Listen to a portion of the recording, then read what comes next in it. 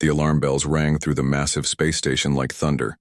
Admiral Zexathara's crystal body flashed bright red as she rushed through the metal corridors. Her 6 legs clicked rapidly on the floor. Behind her, other alien beings hurried to keep up. Some floated, some crawled, some moved in ways that hurt to look at. The Galactic Council had not called an emergency meeting in over 200 years. The last time was when the Void Plague almost destroyed 3 entire star systems. Now, something had happened that scared every advanced race in the galaxy. Zexathara entered the Great Hall where representatives from 12 different worlds waited. The room was huge, with a domed ceiling that showed the stars outside. In the center, a large blue light projected images into the air. The smell of fear filled the room, even though each species had a different way of showing it. "Begin the briefing," Zexathara commanded. Her voice came out as musical notes that the translation devices changed into words. Dr. Kethamol moved forward. He looked like a giant jellyfish with too many tentacles. His skin was clear, and strange lights moved inside his body. He was the best scientist the Council had. If something puzzled him, it should worry everyone. 3 weeks ago, our deep space sensors detected something impossible. Kethamol began. The blue light above them changed to show a yellow star system. Earth's sun. The human homeworld of Sol. A few council members made sounds of confusion. Humans were barely worth watching. They had only learned to travel between stars 50 years ago. Their ships were slow and ugly. Their weapons were simple. They fought each other more than they explored space. "Show them," Zexathara ordered. The image changed. Now it showed the outer edge of the Sol system, where empty space should have been. Thousands of ships hung in perfect formation. These were not the crude human vessels everyone knew about. These ships were beautiful and terrible. They were longer than cities and smoother than water. Light seemed to bend around them in impossible ways. Counselor Vorthak, who looked like a walking tree made of metal, spoke up. His voice sounded like grinding gears. "How many ships?" "Over 10,000, Kethamol replied. "Each one bigger than our largest battle cruisers." The room fell silent. The entire Galactic Council fleet had maybe 3,000 ships total, and these were the most advanced civilizations in the galaxy. "What are they made of?" asked Princess Yelana. She was from the energy beings who lived in stars. Her form looked like a woman made of fire. "We don't know," Kethamol admitted. "The materials don't match anything in our databases. The energy signatures make no sense. They seem to move without any engine we can detect." Ambassador Thren spoke next. He represented the machine people who had replaced their bodies with metal and circuits long ago. "What do the humans say about this fleet?" "That's the strangest part," Kethamol said. The image changed to show Earth itself. Cities sparkled on the surface. Space stations orbited the planet. Everything looked normal. "We contacted Earth's government. They claim they have no knowledge of any such fleet." "They're lying," growled General Korax. He was a warrior from a planet where the gravity was 10 times stronger than Earth's. His people were built like living tanks. "Humans are sneaky, always making plans." "We don't think so," Kethamol continued. "We scanned their entire system. They have maybe 200 ships total. All old designs we've seen before. Nothing that could build or support a fleet like this." The jellyfish scientist waved a tentacle, and the image changed again. Now it showed the mystery fleet in motion. The ships moved like dancers, turning and flowing in patterns that seemed almost alive. 3 days ago, the fleet began to move. They traveled toward the galactic core at speeds we cannot measure. Our best sensors couldn't track them properly. "Where are they now?" Zexathara demanded. Kethamol's lights dimmed. In any species, this meant bad news. "Gone." "What do you mean, gone?" "Vanished. Disappeared. One moment our sensors showed 10,000 ships. The next moment, nothing. No explosion, no debris, no energy trail. They simply stopped existing." The council chamber erupted in noise. Different species all talked at once in their own languages. The translation devices couldn't keep up. It sounded like chaos. Zexathara flashed bright white, which was how her people demanded silence. The noise stopped. "Show us the last known position," she ordered. The image above them zoomed out to show a huge section of space near the galaxy's center. A red marker showed where the human fleet had been last seen. The area looked empty now, just stars and cosmic dust. "We sent probe ships to investigate," Cathamol explained. "They found nothing unusual. Space itself shows no signs that anything was ever there." Counselor Meshara spoke up. She was from the telepathic species that could read minds across star systems. "Could this be some kind of trick, a false image meant to scare us?" "We considered that," Cathamol replied. "But 17 different sensor networks detected the fleet. 3 separate civilizations got the same readings. The quantum resonance signatures were real." "What does this mean?" asked the representative from the hive mind species. When he spoke, it was actually millions of beings thinking together. Zexothara moved to the center of the room. Her crystal body caught the light and threw rainbows on the walls. "It means humanity is not what we thought. Somehow in secret they built the largest space fleet in galactic history. Then they made it disappear." "But why?" Princess Yelana asked. "What do they want?" "Unknown," Zexthara admitted. "But consider this. We have been watching humans for decades. They seemed primitive, aggressive, barely able to work together. Now we discover they can build impossible ships and make them vanish at will." General Korak stood up, his heavy body making the floor shake. "This changes everything. Humans could be anywhere now, watching us, planning something, or protecting something," added Dr. Kethmol quietly. Everyone looked at him. The scientists' tentacles moved nervously. There were patterns in how the ships moved, not like an attack formation, more like guards, as if they were defending against something.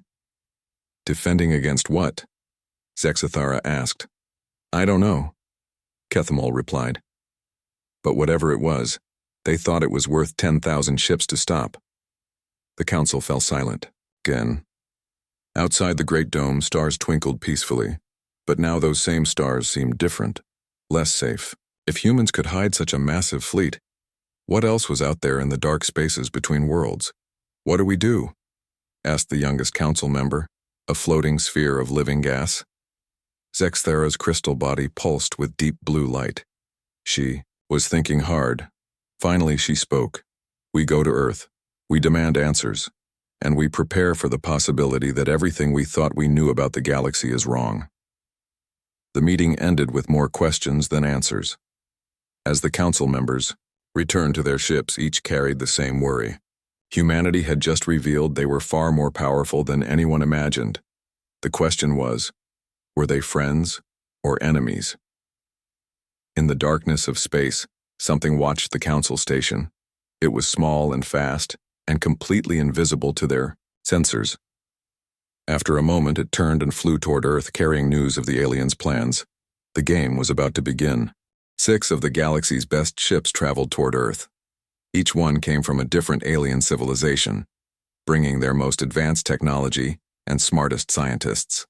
They called themselves the Investigation Task Force, but everyone knew what they really were: the most powerful beings in the galaxy, going to demand answers from humans. Dr. Kethamol stood on the bridge of the lead ship, watching Earth grow larger on the main screen. The planet looked beautiful from space, with blue oceans and white clouds. It seemed peaceful, like any normal world. Hard to believe it had produced the mysterious fleet that vanished. "Approaching Earth orbit," announced Captain Veltar. She was from the same crystal species as Admiral Zexathara, but younger and more curious than afraid. "Should I request permission to land?" "Yes," Kethmol replied. "But keep the deep scanners running. I want to know everything about this planet." The other ships in their group spread out around Earth. The ethereal collective ship became partly invisible, existing in several dimensions at once. The mechanosynthesis vessel, which looked like a floating city made of metal, began running millions of calculations per second. The science ship, crewed by mind readers, sent out invisible thoughts to touch human consciousness across the planet. What they found made no sense at all. "Sir, called out Science Officer Drennock. He had too many eyes, and all of them looked confused. The scans are showing something impossible. What is it? Earth's technology level is exactly what we expected. No advanced weapons, no shipbuilding facilities big enough for that fleet, but... Drennock paused, checking his instruments again. The quantum signatures are everywhere. Kethamol moved closer to the science station. Explain. Remember the energy patterns we detected from the mystery ships? Those same patterns are woven into Earth's very atoms. Every rock, every tree, every drop of water carries traces of those vessels. Before Kethamol could respond, a communication came from Earth's surface. A human woman appeared on the main screen. She had gray hair and wore a simple blue suit. Her smile seemed genuine. "Welcome to Earth," she said. "I'm President Sarah Chen. We're honored by your visit." "President Chen," Kethamol replied carefully. "We need to discuss some urgent matters with your people." "Of course. Please land at our capital spaceport.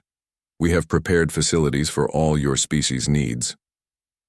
The task force landed in what humans called Washington, D.C. Kethamol was surprised by how open everything seemed. No heavy guards, no hidden weapons, no signs of fear. Humans walked around normally, some even stopping to wave at the alien visitors. President Chen met them, in person. She was smaller than most aliens were used to, but she carried herself with quiet confidence. Behind her stood other human officials, all looking curious rather than worried.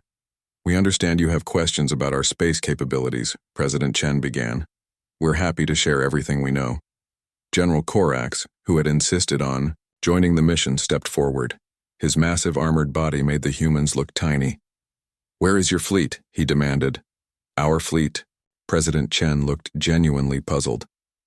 "You mean our exploration ships? We have about 200 vessels currently in service. Would you like to see the complete records?"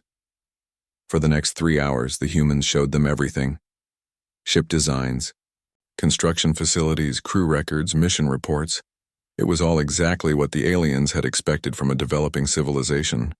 Nothing that could build or hide 10,000 advanced warships, but the deeper scans told a different story.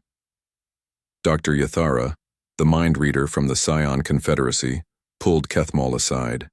She looked troubled, which was unusual for her species. They were normally calm and confident. "Something is very wrong here," she whispered. "I've read the minds of hundreds of humans. They truly believe they only have small exploration ships, but their subconscious minds, there are blocks, walls I cannot break through.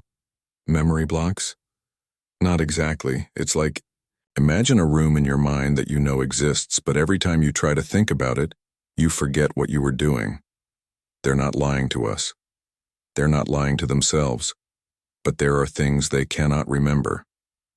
Meanwhile, the technical teams made their own discoveries. The mechanosynthesis computers found something strange in Earth's manufacturing records. The materials needed to build the mystery fleet had been produced, but in amounts so small and spread out over so many years that no human noticed the pattern. "Look at this," Engineer Sixon explained to Kethamol. His mechanical body whirred as he processed data. Over the past 50 years, human factories have produced exactly the right amounts of exotic metals, rare crystals, and quantum processors needed for those ships. But each factory only made tiny amounts. No single human knew they were building parts for a fleet. "That's impossible," Kethamol protested. "Who was coordinating all of this?" "Unknown. The orders came through normal business channels. Companies thought they were making parts for satellites, or medical equipment, or art projects. But when you add it all up, the pattern was clear. Someone or something had used human industry to build a massive fleet without any human realizing what they were doing. The investigation continued for weeks. The alien scientists used every tool they had. They scanned human cities, interviewed thousands of people, analyzed every piece of technology on Earth. The ethereal collective phase-shifted through multiple dimensions to look for hidden facilities. The Watchers, ancient beings who rarely spoke to anyone, emerged from their meditation to examine Earth with their cosmic awareness. Everything appeared normal, yet the evidence of the fleet was everywhere. President Chen remained helpful and patient throughout it all. She answered every question, allowed every scan, gave the aliens complete access to human records. If she was hiding something, she was the best actress in the galaxy. "I wish we could help you more," she told Kethmol during one of their meetings. "This mystery fleet sounds amazing. If our people built something like that, I'd love to know how we did it." But late at night, when the aliens thought no humans were watching, strange things happened. Security cameras caught glimpses of figures moving through the investigation sites. Not quite human, not quite alien, but something in between. When the aliens checked these recordings, the figures were gone, leaving only static. Dr. Yathara reported more disturbing dreams among her telepathic crew. Visions of vast ships moving through folded space, of guardians watching from the shadows, of a presence that felt ancient and protective. "It's like the whole planet is dreaming the same dream," she explained. "But every time I try to focus on it, it slips away." The most puzzling discovery came from the Quantum Analysis Division. They found that Earth's space-time itself had been altered in subtle ways. Tiny changes that would be impossible to detect without the most advanced instruments. "It's as if reality has been edited," explained Dr. Zethel, whose species existed partly outside normal time. "Someone has rewritten the basic rules of physics around this world." After a month of investigation, the task force gathered to compare their findings. They had more data than ever before, but fewer answers. "The humans are telling the truth," Kethmol concluded. "They genuinely don't know about the fleet." "But the fleet was real," insisted General Korax. "Our sensors don't lie." "And it came from here," added Engineer Sixon. "The quantum signatures prove it." Dr. Yathara spoke softly. "I think something is protecting them, hiding the truth even from themselves." "But why?" asked Captain Veltar. Kethmol looked up at Earth through the ship's window. The blue planet seemed to glow softly in the starlight. "Maybe because the truth is too dangerous for them to know." As the task force prepared to leave Earth, none of them noticed the small changes happening around them. Their ship's computers worked a little better. Their crew members felt safer, though they couldn't say why. The space around Earth seemed somehow cleaner, as if something had swept away dangers they never knew existed. The investigation was over, but the mystery had only deepened. Somewhere out there, 10,000 human ships had vanished into the dark, and whatever force had created them was still watching, still waiting, still protecting a species that didn't even know they needed protection. The real question wasn't where the fleet had gone, it was what they were guarding against.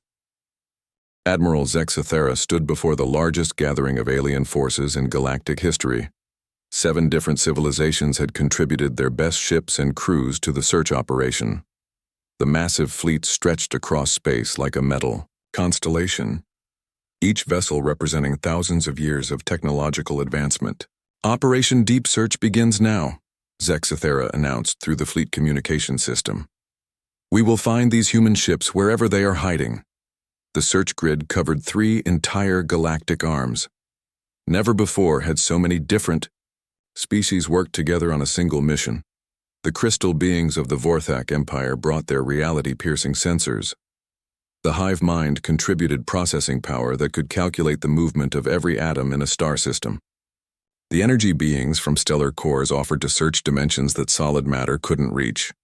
Commander Thralex, a warrior from the heavy gravity world of Corvain, led the military wing. His people were built like living fortresses, and his ship could punch through a moon. "If the humans are hiding, we will flush them out," he declared. But Dr. Kethmol, now promoted to Chief Science Officer of the operation, felt uneasy. Something about this whole situation bothered him. In his experience, when something seemed impossible, there was usually a much larger truth hiding beneath the surface. The first month of searching found nothing. The alien fleet spread across known space, using every detection method their sciences had developed. They searched asteroid belts and nebulae, checked every planet and moon, scanned the empty void between stars. The ethereal collective, beings who existed in multiple dimensions simultaneously, reported from their ship. "We have phase shifted through 17 different layers of reality. No trace of the human vessels in any of them. The Watchers, ancient creatures who had observed the galaxy since its birth, emerged from their long meditation for the first time in centuries.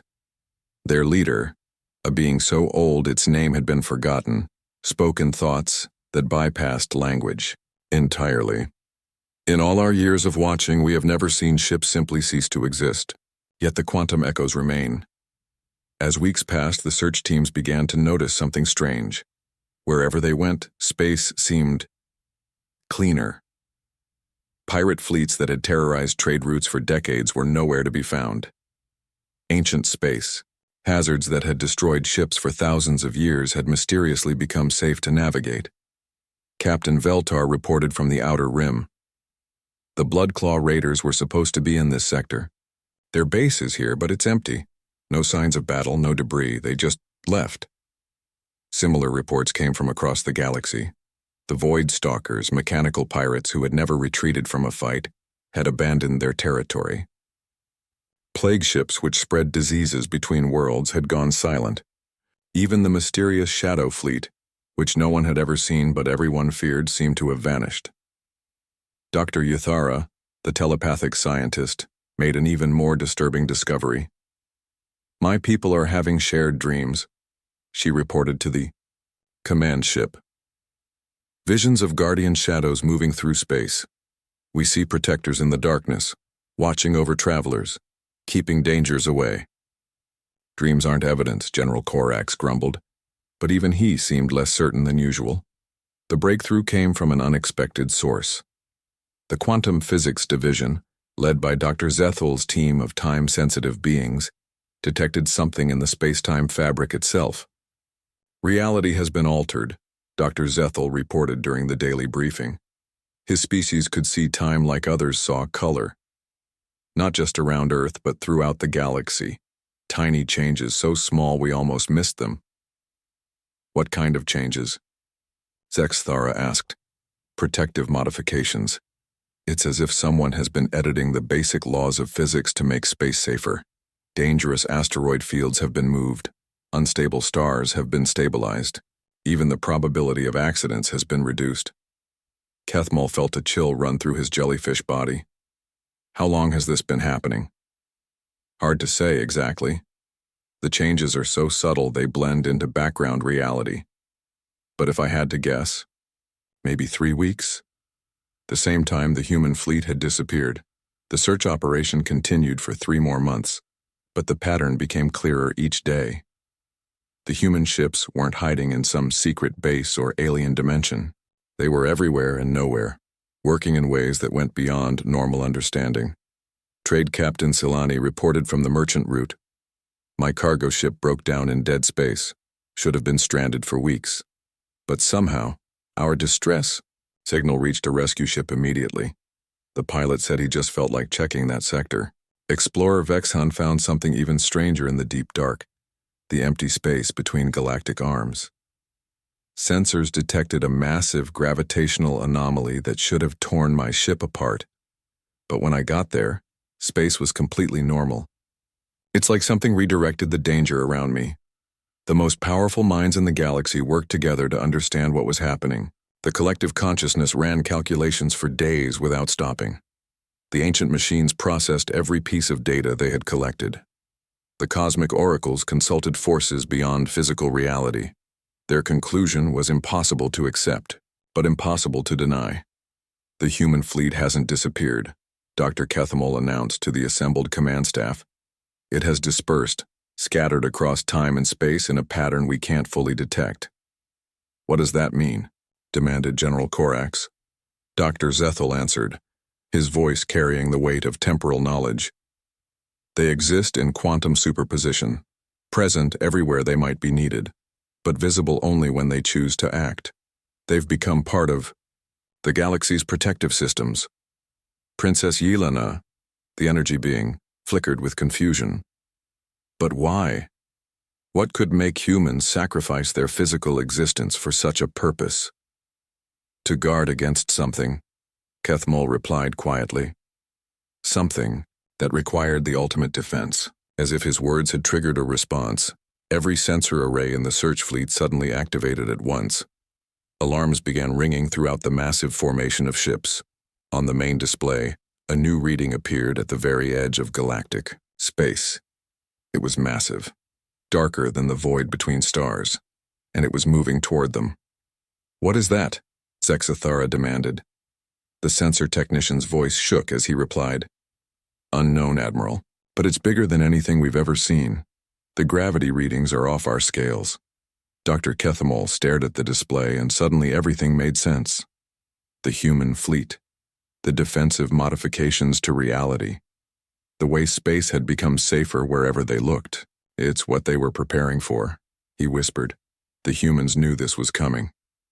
The thing at the edge of space moved closer, and as it did, space itself seemed to bend around it. Stars flickered and dimmed in its wake. It wasn't just large, it was wrong in ways that hurt to think about. "All ships, prepare for emergency jump to Earth," Zexathara ordered. "We need answers, and we need them now." But as the alien fleet prepared to flee, something else appeared on their sensors. Faint at first, like shadows moving through starlight but growing stronger. Ships began to materialize around the approaching darkness. Ships that shouldn't exist, crewed by humans who had supposedly vanished. The mystery fleet had returned, but they weren't coming home. They were going to war. And for the first time since this all began, the aliens understood why humans had been willing to sacrifice everything. Some threats were so terrible that you didn't fight them for victory. You fought them so others could live. The real battle was about to begin, and humanity had spent 3 months preparing the galaxy for a war it didn't know was coming. The question now wasn't where the human ships had gone. It was whether their sacrifice would be enough to save everyone else. The emergency council session was unlike anything in galactic history. Representatives from every known civilization crowded into the Great Hall, their various forms of communication creating a storm of noise. Fear filled the air so thick you could taste it. On the main display, the approaching darkness grew larger by the hour. Scientists had given it a name, the Devourer. It was bigger than solar systems and hungrier than black holes. Wherever it passed, space itself ceased to exist, leaving nothing but empty void behind. Admiral Zexathara's crystal body flickered between colors as she tried to maintain order. "The deep space monitors show it will reach the outer colonies within 6 months," she announced. "Our combined fleets cannot stop something that large." General Korak slammed his armored fist on the council table, making the entire structure shake. "Then we evacuate, pull back to the core worlds and make our stand there." "There is nowhere to run," said Princess Yelana sadly. Her energy form dimmed as she spoke. "This thing consumes space itself. Eventually, it will devour the entire galaxy." The council erupted in arguments. Some species wanted to fight, others to flee, still others to try negotiating with the cosmic horror approaching them. But in the midst of all the chaos, one voice asked for attention. "May I speak?" Everyone turned to look. In the corner of the chamber sat an old being that most had forgotten was there. The archivist was so ancient that his species had no name anyone remembered. He looked like a combination of tree, crystal, and starlight, and he had been recording galactic history since the galaxy was young. "Honored archivist," Zexathara said respectfully, "we would be grateful for your wisdom." The ancient being slowly rose from his seat. When he moved, reality seemed to bend slightly around him, as if space itself was making room for something that had existed longer than most stars. "I have been alive for 7 million years, the archivist began, his voice carrying the weight of eons. "I have seen civilizations rise and fall, watched stars be born and die, recorded the history of countless worlds. And in all that time, I have seen this pattern before." He waved a limb that might have been an arm, and crystalline memories began to form in the air above the council table. Images of the galaxy as it was millions of years ago, filled with different species and strange technologies. "The Devourer comes every few million years," he continued. "It is not alive in any way we understand.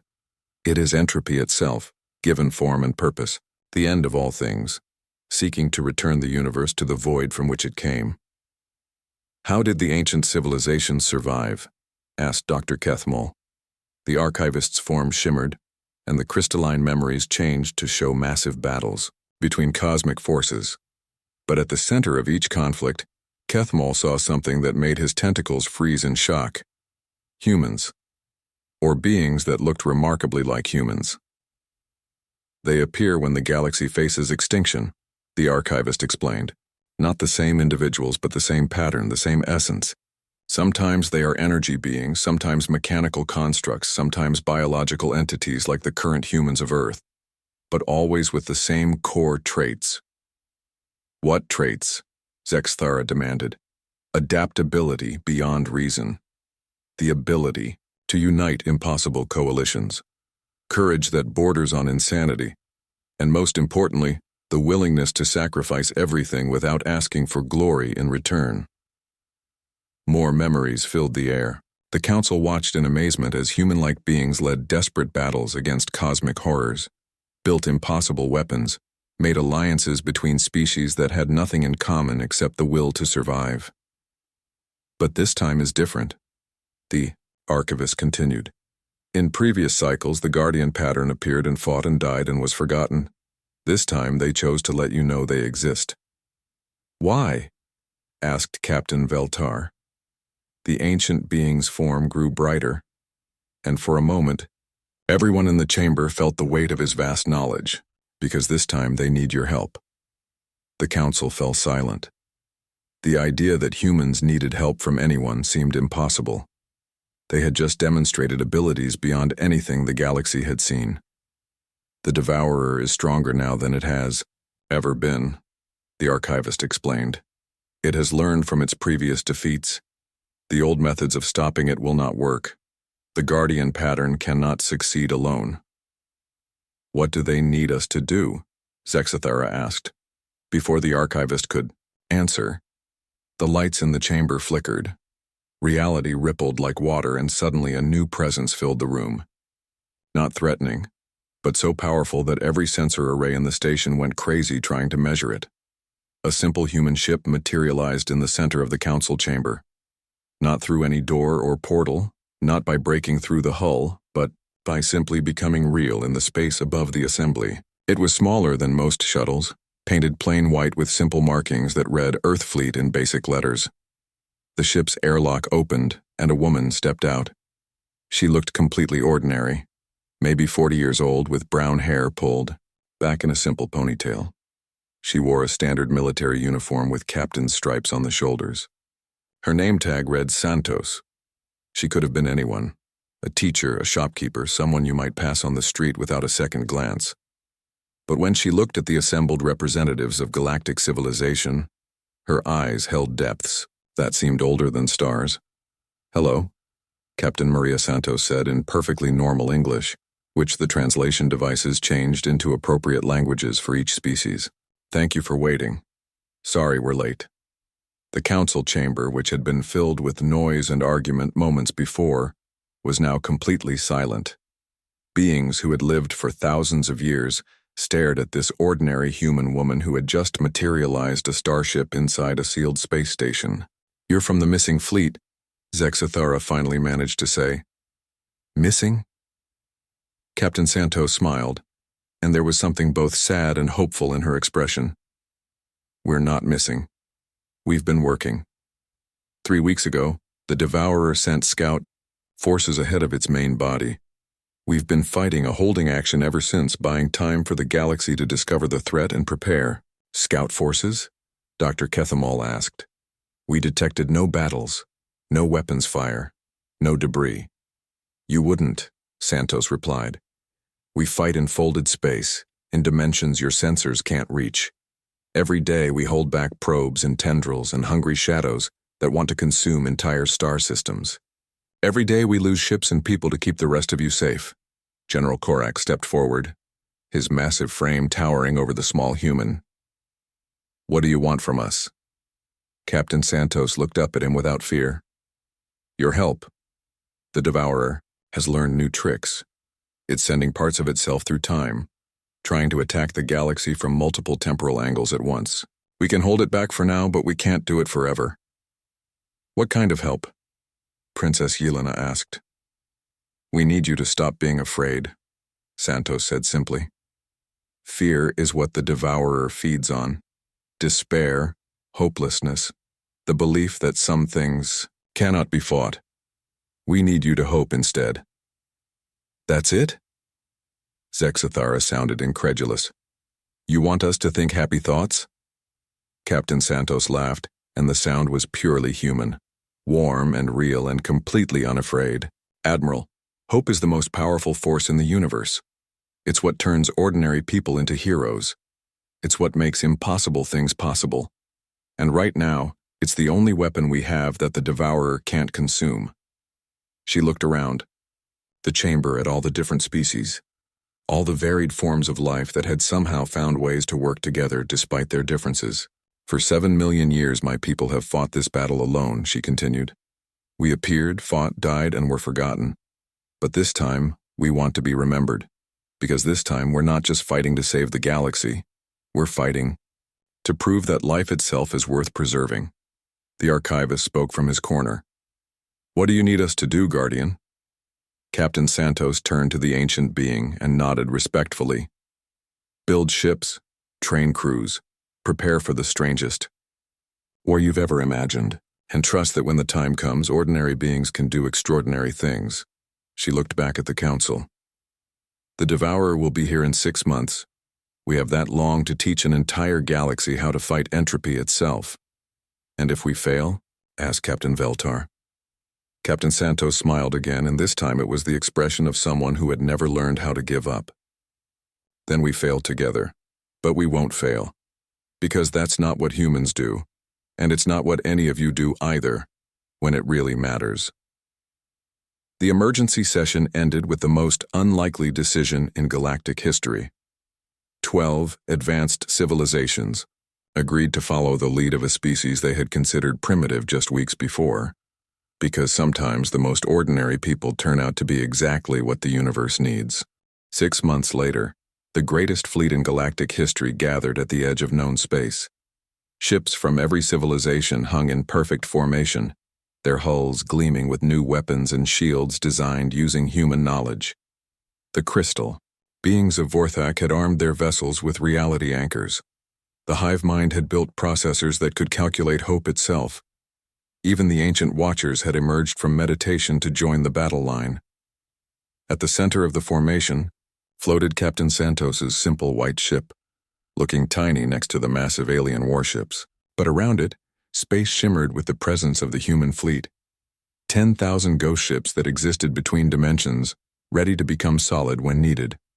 Devourer approaching, reported the sensor operator aboard Admiral Zexathara's flagship. Distance, 1 light hour and closing.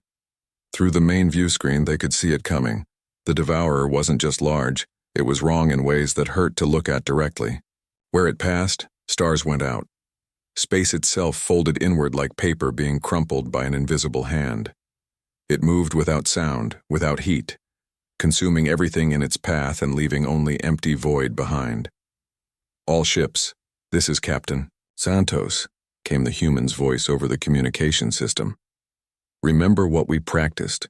This isn't about firepower or technology. It's about refusing to let darkness win. The preparation had been the strangest 6 months in galactic history. Humans had taught alien engineers how to build weapons that fired concentrated hope. They had shown telepaths how to project courage across star systems. Most importantly, they had convinced every species in the galaxy that some things were worth fighting for, no matter how impossible the odds seemed. Beginning Phase 1, Santos announced calmly. The first wave of attacks came from the Devourer's scouts, creatures of living darkness that moved faster than light and could drain the will to live from entire worlds. But as they approached the Allied fleet, something unexpected happened. The darkness began to slow down. Then it began to retreat. Impossibility barriers holding, reported Dr. Kethmol from the science ship. The probability fields are working. Humans had taught them that impossibility was just another word for something no one had tried hard enough to achieve. Now the Allied fleet was surrounded by fields of pure possibility, making it difficult for the Devourer's scouts to maintain their existence. But the main body of the cosmic horror was much stronger. As it drew closer, reality began to break down around the edges. Ships started aging rapidly, then reversing back to when they were first built. Time moved in circles and space forgot which direction was up. Some vessels simply stopped existing, not destroyed but erased from the universe's memory. All ships, prepare for Phase 2, Santos ordered. The human fleet materialized fully, their ghost ships becoming solid and real. They were beautiful and terrible, crafted from materials that shouldn't exist and powered by engines that ran on pure determination. They moved like dancers, weaving between the Allied vessels and creating patterns of light that seemed to push back against the encroaching darkness. "What are they doing?" General Corax demanded as his massive warship shuddered under the Devourer's influence. "Creating a narrative," replied Dr. Yathara, the telepathic scientist. "They're telling the universe a story about how this battle ends, and in their story, we win. It was impossible, but it was working." The Devourer slowed its advance, confused by the patterns of light and hope surrounding the Allied fleet. For, something that fed on despair and entropy, the sight of so many different species working together was like poison. But the cosmic horror had been alive for billions of years. It learned quickly.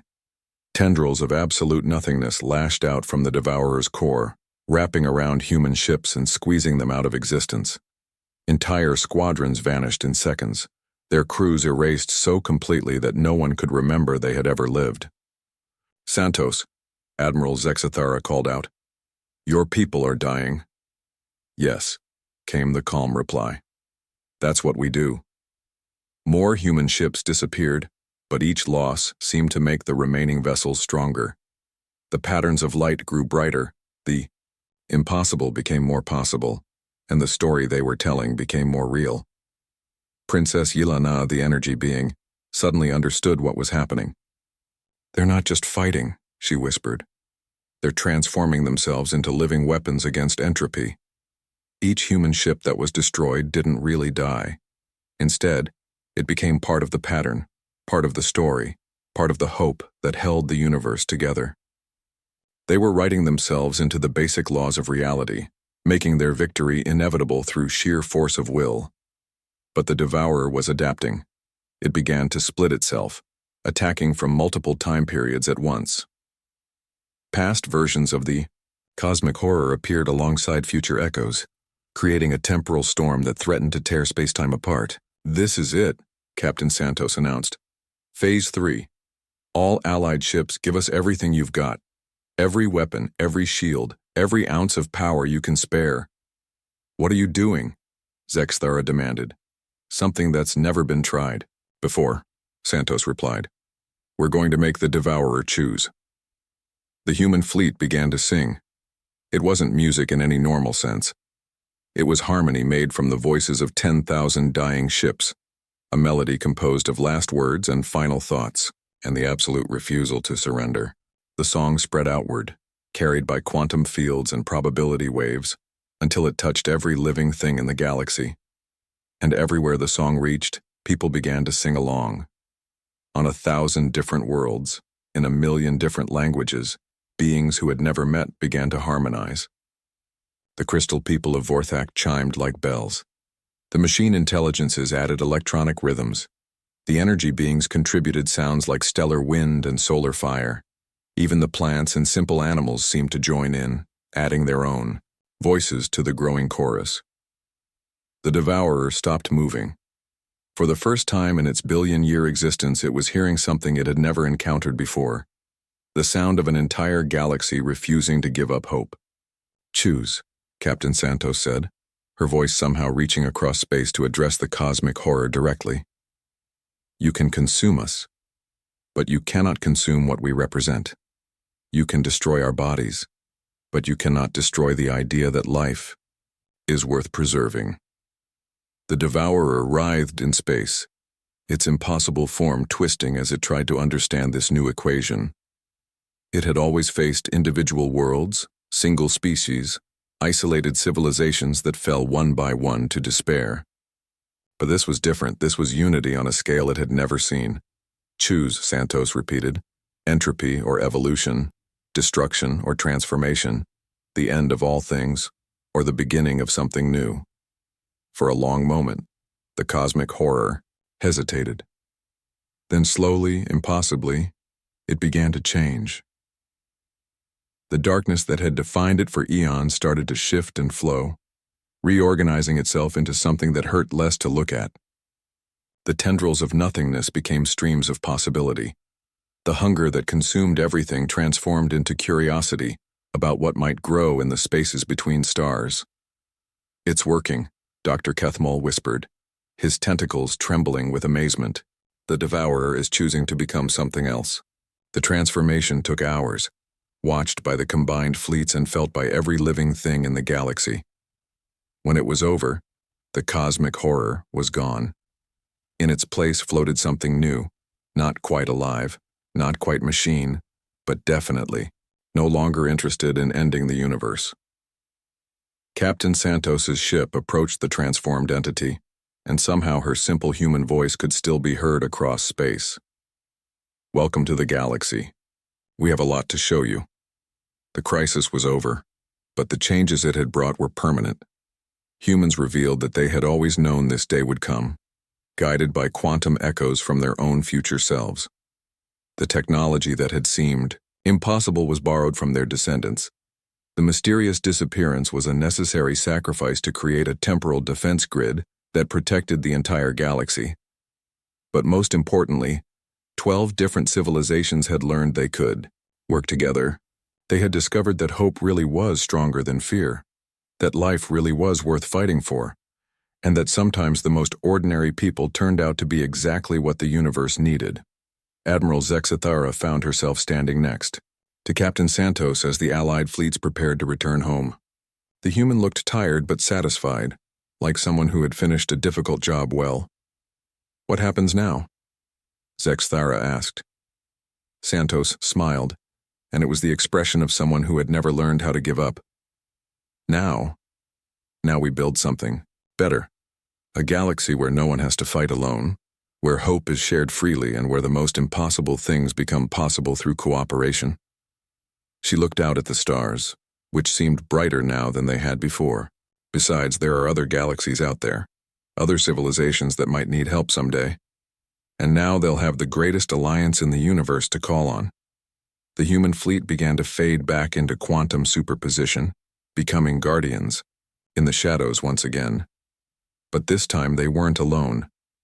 The Allied civilizations had chosen to remember them, to honor their sacrifice, and to continue the work they had started. And in the deep spaces between stars, where entropy once ruled,